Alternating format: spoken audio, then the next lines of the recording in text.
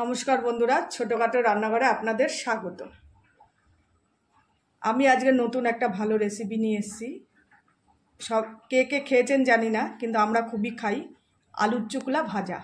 এখানে যে আমরা আলুতে তরকারি দিই যে চুকলাগুলো, এই চুকলাগুলো আমরা ভাজা খাই, ছোট ছোট করে কেটে, ছোট ছোট করে, বেশি করে রসুন, পেঁয়াজ কুচি, লঙ্কা কুচি সব কিছু দিয়ে গরম ভাতে আমরা ভাজা করে খাই।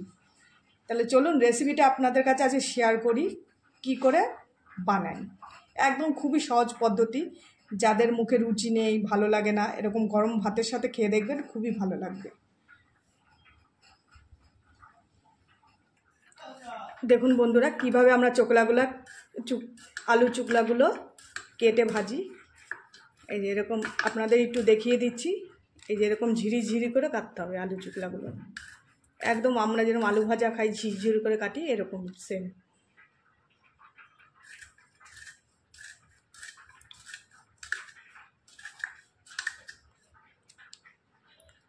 এরকম করে আলু চুকলাগুলো আমাদের কেটে নিতে হবে প্রথমে। দেখুন বন্ধুরা, কত সুন্দর আলু চুকলাগুলো ভাজা হয়েছে, এই কুটা হয়েছে, সুন্দর করে কুটে নিয়েছে। এরকম ঝিরঝিরি করে কেটে নিতে হবে আলু চুকলাগুলো।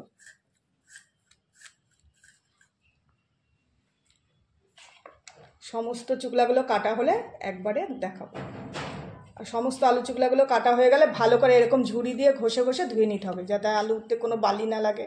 ভাজার সময় ভালো করে পরিষ্কার করে ধুয়ে নেব। দেখুন বন্ধুরা, আলু চুকলাগুলো ভালো করে ঝুড়িতে ঘষে ঘষে ধুয়ে পরিষ্কার করে একটা থালার মধ্যে রেখে দিয়েছি। এইদিকে পেঁয়াজ, কাঁচা লঙ্কা, রসুন সব এরকম ঝিরঝির করে কেটে নেব, নিয়ে তারপরে ভালো করে তেলের দিয়ে ভেজে নেব। তাহলে ততক্ষণ পেঁয়াজ, কাঁচা লঙ্কা আর রসুনটা ভালো করে কুচিয়ে নিই, তারপরে ভাজার সময় দেখাবো। দেখুন বন্ধুরা, কত সুন্দর সব কেটে নিয়েছি। এখানে রসুন ছাড়িয়ে নিয়েছি, আর রসুন এই ভাজাতে রসুন হচ্ছে গোটা গোটা থাকলে বেশি ভালো লাগে। আর এদিকে পেঁয়াজও কুচিয়ে নিয়েছি, লঙ্কা কুচিয়ে নিয়েছি। তাহলে চলুন আলু চুকলা ভাজাটা বসিয়ে দিই। এদিকে আমি গ্যাসে কড়াই গরম করতে দিয়ে দিয়েছি। দিয়ে দেবো পরিমাণ মতো তেল।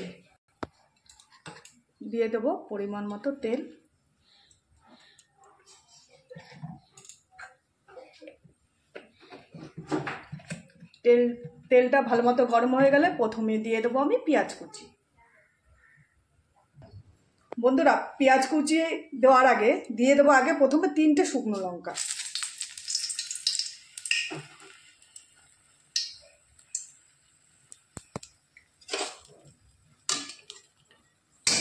এবার দিয়ে দেবো আমি পেঁয়াজ কুচি।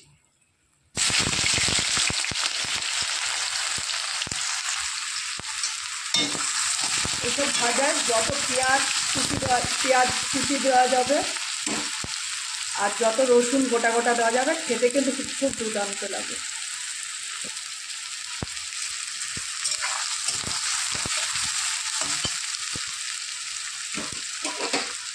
এরপরে দিয়ে দেবো আমি গোটা রসুন।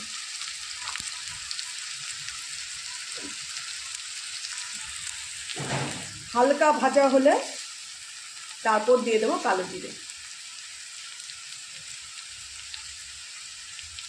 এবার দিয়ে দেবো কালো জিরে, একটু কালো জিরে পরিমাণটা দিয়ে দিলাম। এবার দিয়ে দেবো কাঁচা লঙ্কা কুচি। এবার দিয়ে দেবো আমি কেটে রাখা আলু চুকলাগুলো।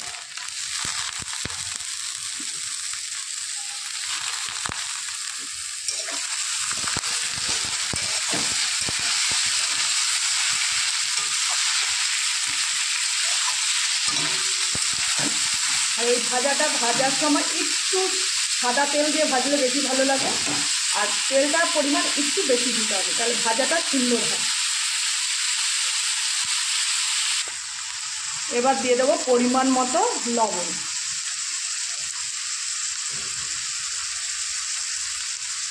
আর দিয়ে দেবো পরিমাণ মতো হলুদের গুঁড়ো।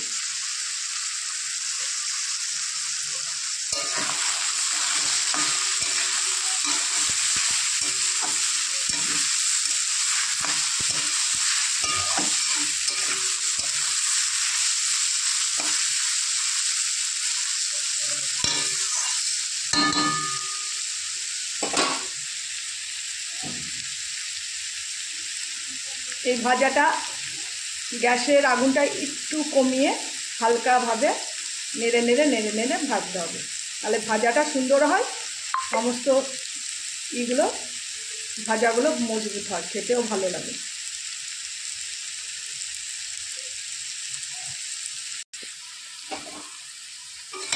আবার হালকা করে ভালো করে একটু নেড়ে চেড়ে নেব।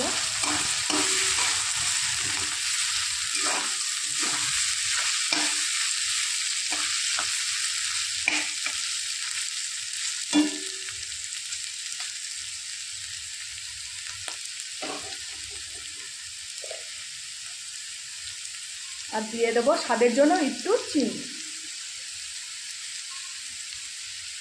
ঝাল, নুন, মিষ্টি ব্যালেন্সটা যদি সমান হয় খেতেও কিন্তু সেই জিনিসটা ভালো লাগে।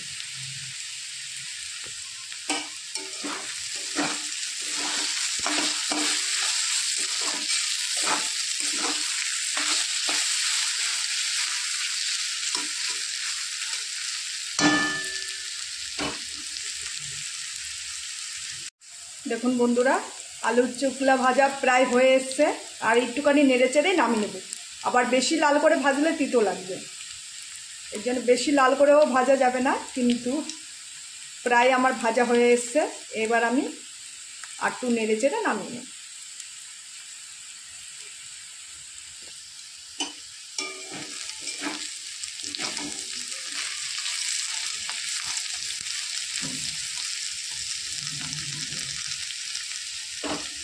ভাজা আমার হয়ে গেছে, এবার আমি গ্যাসের ওভেন বন্ধ করে নামিয়ে নেব। বন্ধুরা, আলু চোখলা ভাজার রেসিপি আমার হয়ে গেছে। তাহলে যখন মুখে কোনো রুচি থাকবে না, মাছ মাংস ভালো লাগবে না, একঘেয়ে খাবার খেতে ভালো না লাগে, তখন এরকম ঝাল ঝাল করে লঙ্কা পরিমাণটা একটু বেশি দিলে মুখে রুচিটাও ভালো লাগবে। আর যারা ঝাল কম খান, লঙ্কাটা কম দিলেও হবে। এরকম একবার বেশি করে রসুন, পেঁয়াজ কুচি আর লঙ্কা দিয়ে ভেজে খাবেন, খুবই ভালো লাগবে। যাদের মুখে রুচি নেই, জ্বর জ্বর ভাব লাগে, খেতে ভালো লাগে না, শশা মাছ মাংস খেতে ভালো লাগে না, তখন এইভাবে বানিয়ে একবার খাবেন। আর কে কে এরকম আলু চোখলা ভাজা রেসিপি করে খান আমাকে কিন্তু কমেন্টে জানাবেন। আর যদি রেসিপিটা ভালো লেগে থাকে একটা লাইক কমেন্ট শেয়ার করে দেবেন, আর চ্যানেলটি সাবস্ক্রাইব করে দেবেন। নমস্কার, আর আমার পাশে থাকবেন।